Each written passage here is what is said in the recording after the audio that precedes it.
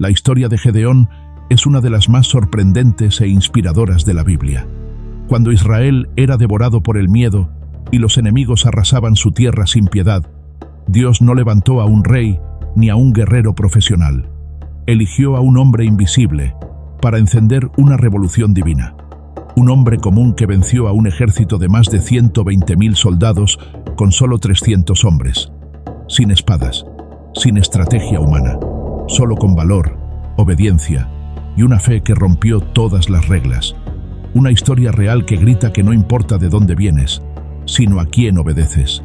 Este relato no solo inspira, sacude el alma. Muestra cómo una sola vida, cuando responde al llamado correcto, puede cambiar el curso de una nación. Suscríbete si estás listo para caminar por senderos que desafían la lógica y activa la campana de notificaciones para no perderte ningún video. Si te gusta este contenido, dale like para apoyar el canal. Y ahora, mantente firme. Comencemos con esta impactante historia de este guerrero invencible. Gedeón nació en una época de gran sufrimiento para Israel. Un manto de angustia cubría la tierra prometida, un tiempo donde el sol parecía haberse negado a bendecir sus campos. Desde el este, como una tempestad de arena y acero, los madianitas emergían, jinetes implacables cuya crueldad se abatía sobre los israelitas con la ferocidad de una plaga indetenible. Cosecha tras cosecha, sus incursiones dejaban un rastro de desolación, los graneros vacíos, los rebaños diezmados y la esperanza convertida en cenizas. Lo poco que el pueblo de Israel lograba arrancar a la tierra con el sudor de su frente era confiscado, sumiéndolos en una espiral de miseria y temor. Forzados a abandonar sus hogares, los israelitas se convirtieron en sombras, buscando refugio en las frías y húmedas entrañas de las montañas, en cavernas y grietas olvidadas, como bestias acosadas. El terror era el aire que respiraban, la desesperanza, el único horizonte visible. El panorama era de una devastación absoluta, un testimonio mudo del yugo opresor. En este mundo quebrado, en la humilde aldea de Ofra, perteneciente a la tribu de Manasés, residía Gedeón, hijo de Joás. Su vida era un reflejo de la de sus compatriotas, una lucha sorda por la subsistencia, una incapacidad casi tangible para concebir un futuro libre de cadenas. No era un héroe de leyenda, ni un estratega consumado. Su nombre no evocaba hazañas bélicas, y la idea de comandar ejércitos le habría resultado una fantasía ajena. Nadie lo distinguía como un líder en ciernes. En su fuero interno, Gedeón se consideraba el más insignificante de su casa y a su clan, uno de los menos relevantes en la vasta genealogía de Israel. La bota madianita había aplastado el ánimo del pueblo de Dios, dejándolo espiritualmente exangüe. Pero en el corazón mismo de la desesperación, cuando la noche parecía eterna, una luz inesperada estaba a punto de perforar la oscuridad. La aflicción de Israel había alcanzado un punto crítico, un clamor silencioso que ascendía más allá de las estrellas. Y la respuesta no vendría con el estruendo de carros de guerra ni de la mano de un monarca poderoso. La salvación brotaría del lugar más improbable, de un hombre que, hasta entonces, no era más que un agricultor que se escondía del terror. Cierto día, mientras Gedeón desgranaba furtivamente el trigo en un lagar, un foso para pisar uvas, ahora reconvertido en escondite, ocurrió algo que trascendía la comprensión humana. Se afanaba en solitario, intentando asegurar el sustento de su familia, cada sonido del entorno una potencial amenaza. En ese instante de máxima vulnerabilidad, una figura se materializó ante él. A primera vista, podría haber sido un caminante, pero una luz inefable emanaba de su ser. Era un mensajero celestial, un ángel del Señor, quien se aproximó con serenidad y con una voz que era a la vez calma y autoridad, lo saludó con palabras que sacudieron el alma de Gedeón. «El Señor está contigo, guerrero valeroso». ¿Valeroso? ¿Él, que se ocultaba para no ser descubierto? ¿Él, cuyas manos conocían mejor el arado que la empuñadura de una espada? La interpelación resonó con una ironía punzante. Gedeón, con la suspicacia forjada en años de padecimiento, replicó con amargura: «Ah, Señor mío, si el Señor está con nosotros, ¿por qué nos ha sobrevenido todo este mal? ¿Y dónde están todas sus maravillas, de las que nuestros padres nos contaron? El dolor de su pueblo era una herida abierta, y la idea de ser él el instrumento de cambio le resultaba inconcebible. Pero el enviado divino, con la certeza de quien conoce los designios superiores, fue directo. Ve con esta tu fuerza, y salvarás a Israel de la mano de los madianitas. ¿No te envío yo? Gedeón, sin embargo, se encogió ante la magnitud de la tarea. Su clan era el más humilde de Manasés, y él, el menor en la casa de su padre. La confianza era un bien escaso. El llamado parecía una carga demasiado pesada para sus hombros. Necesitaba una señal, una prueba tangible antes de aventurarse en lo desconocido. Con una mezcla de temor y audacia, pidió una confirmación. Preparó un cabrito y panes sin levadura, una ofrenda humilde, y los dispuso sobre una peña. El ángel extendió la punta del bastón que llevaba, y de la roca brotó un fuego que consumió la carne y los panes. Gedeón, temblando de pies a cabeza, comprendió que había estado en presencia de un emisario de Dios. La misión, no obstante, apenas comenzaba.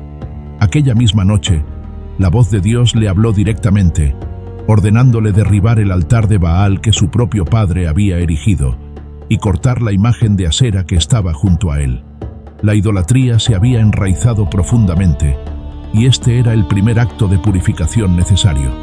Gedeón, todavía temeroso de la reacción de sus conciudadanos, cumplió la orden al amparo de la oscuridad.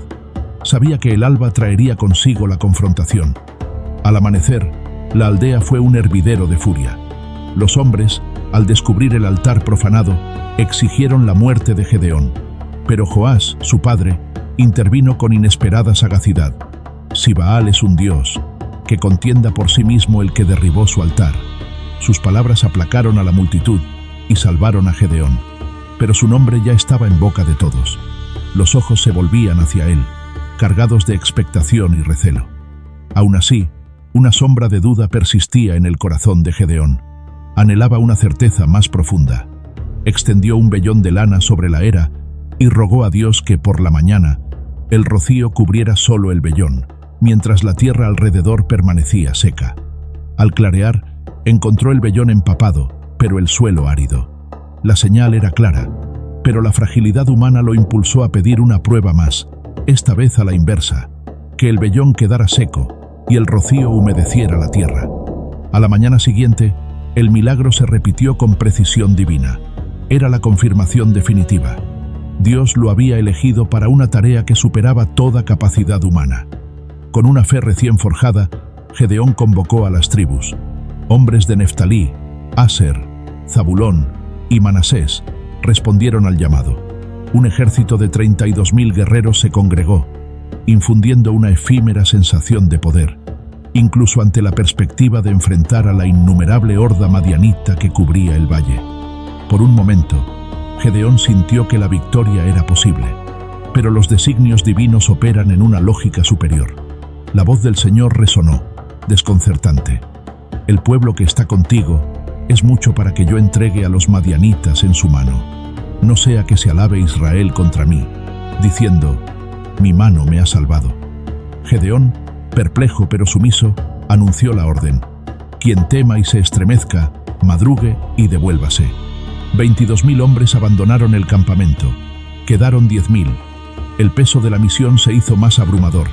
Y de nuevo, la voz divina. Aún es mucho el pueblo. Gedeón debía llevarlos a las aguas. Allí, serían probados por la forma en que bebieran. Solo aquellos que lamieran el agua llevándosela con la mano a la boca, como lamen los perros, serían los escogidos. Tras la prueba, únicamente 300 hombres permanecieron al lado de Gedeón. 300 contra una multitud innumerable. Una cifra que desafiaba toda razón militar, pero era el número exacto que Dios había determinado para manifestar su poder. Con solo 300 hombres, la perspectiva de enfrentar al colosal ejército madianita parecía un suicidio colectivo a ojos humanos. Pero Gedeón ahora se aferraba a la promesa divina como a un ancla en la tempestad. La estrategia que el Señor le reveló desafiaba toda convención bélica. No habría espadas desenvainadas al inicio, ni escudos en ristre, ni lluvia de saetas. Cada uno de sus 300 guerreros recibió una trompeta, un cántaro vacío y una antorcha encendida para ocultar dentro del cántaro. La orden era rodear el campamento enemigo en la oscuridad de la medianoche y, a una señal, hacer sonar las trompetas, quebrar los cántaros para revelar las llamas y clamar con todas sus fuerzas, por el Señor y por Gedeón. Una táctica tan inusual requería una fe ciega. Gedeón confió. Sus hombres, imbuidos del mismo espíritu, se dispusieron a obedecer. Sigilosamente, bajo el manto de la noche, los 300 se desplegaron alrededor del vasto campamento madianita, un cerco invisible de hombres decididos. El silencio era profundo, cargado de una tensión casi palpable. Los madianitas dormían, ajenos a la tormenta que estaba a punto de estallar. En el momento señalado, Gedeón hizo sonar su trompeta. El agudo sonido fue replicado por 300 gargantas de cuerno, creando un estruendo que resonó por las colinas.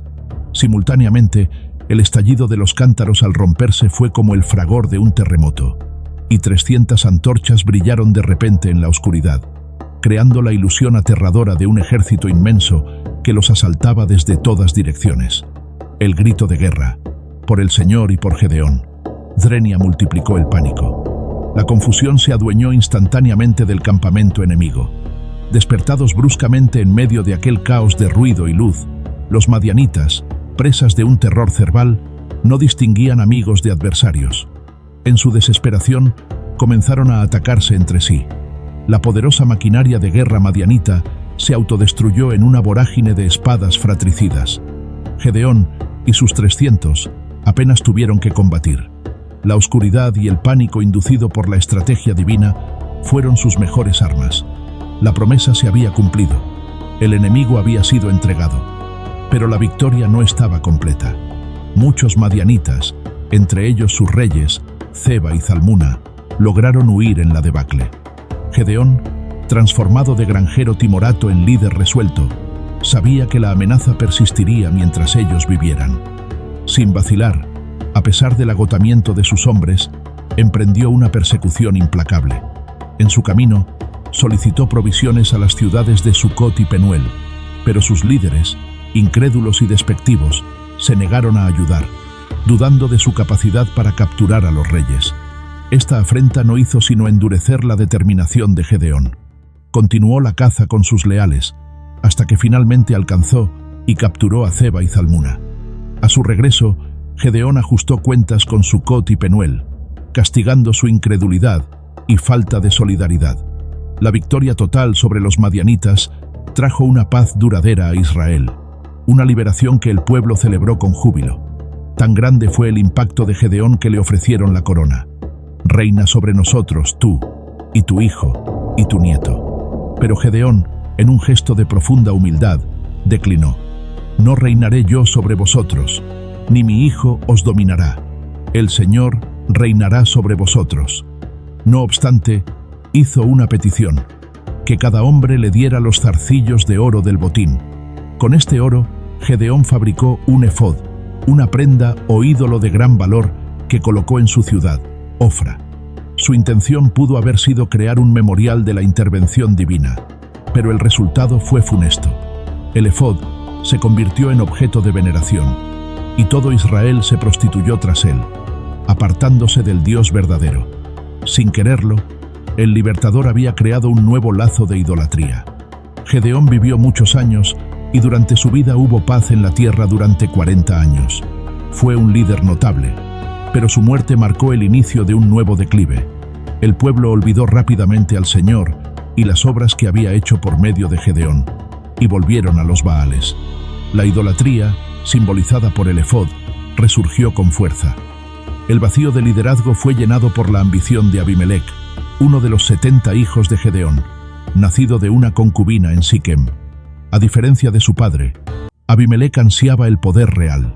Con astucia y crueldad, conspiró con sus parientes siquemitas y, en un acto de barbarie inaudita, asesinó a sus 70 hermanos sobre una misma piedra en Ofra. Solo Jotam, el menor, logró escapar para pronunciar una profética maldición. Abimelec fue proclamado rey por los de Siquem, un reinado inaugurado con sangre y traición. Su gobierno fue tiránico y breve, marcado por la violencia interna y la rebelión. Finalmente, encontró su fin de manera ignominiosa. Durante el asedio a una torre en Tebes, una mujer arrojó una piedra de molino desde lo alto, aplastándole el cráneo. Humillado, ordenó a su escudero que lo matara con la espada, para evitar la vergüenza de haber sido ultimado por una mujer. Así terminó el efímero y sangriento reinado de Abimelec. La paz que Gedeón había conseguido se desvaneció, e Israel se sumió nuevamente en el ciclo de anarquía y sufrimiento. La historia de Gedeón es un poderoso testimonio de cómo la intervención divina puede transformar al más improbable de los hombres en un instrumento de liberación. Su fe, aunque plagada de dudas iniciales, lo llevó a obedecer mandatos que desafiaban la lógica humana, resultando en una victoria asombrosa que demostró que el poder reside en Dios, no en la fuerza de los ejércitos.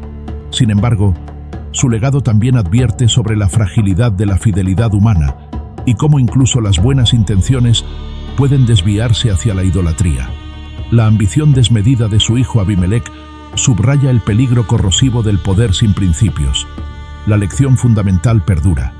La confianza en Dios puede obrar lo imposible, pero la gloria y la soberanía le pertenecen solo a Él. Gracias por ver el video completo.